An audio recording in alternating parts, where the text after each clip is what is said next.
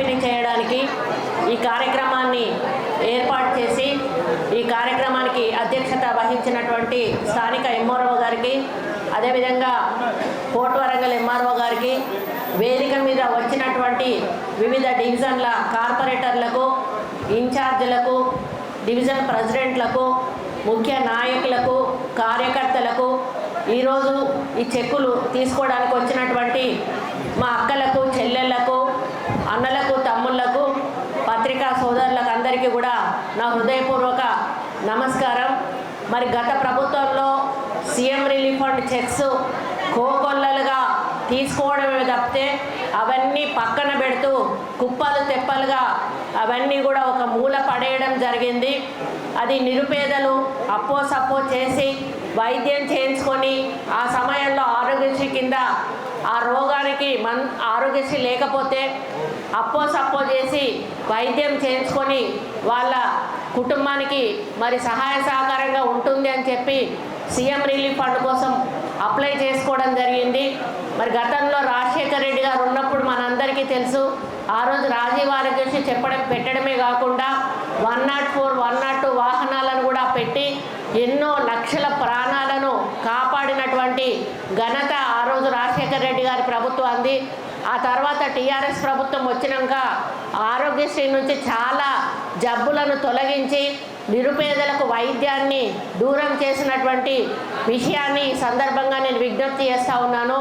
108ను కూడా వాళ్లకు జీతాలు ఇవ్వకపోవడం వలన, 108 సర్వీసులు కూడా సరిగా నడవకపోవడం వలన ఎంతోమంది ప్రాణాలు కూడా కోల్పోయినటువంటి సంఘటనను ఇక్కడ గుర్తు చేస్తూ ఉన్నాను.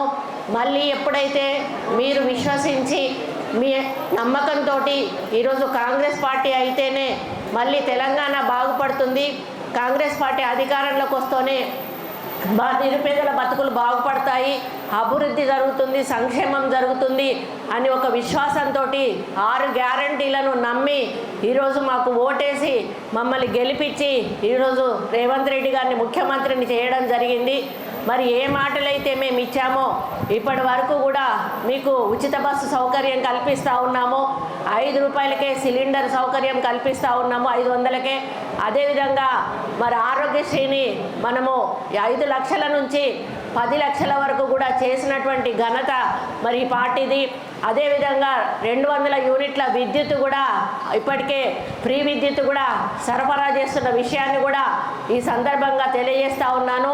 ఈ అక్టోబర్ 2వ తారీఖు నుంచి కూడా మీ అందరికీ మనకు ఫ్యామిలీ కార్డ్స్ అని ఇవ్వాలని చెప్పి ఈరోజు ప్రభుత్వం ఒక నిర్ణయం తీసుకుంది. ఫ్యామిలీ కార్డ్ అంటే అందులో తెల్ల రేషన్ కార్డు ఉన్న వాళ్ళకి వైట్ రేషన్ కార్డు లాగా ఉంటుంది. మరి అందులోనే మీకు పెన్షన్ కానీ, గ్యాస్కి సంబంధించింది కానీ, ప్రతి ఒక్కటి అంటే రేషన్ షాపుకి సంబంధించిన కానీ అన్నిటికీ కూడా ఒకటే కార్డు, ఒక డిజిటల్ కార్డు అనేది ఉంటుంది. అది మేము తీసుకురాబోతా ఉన్నాము.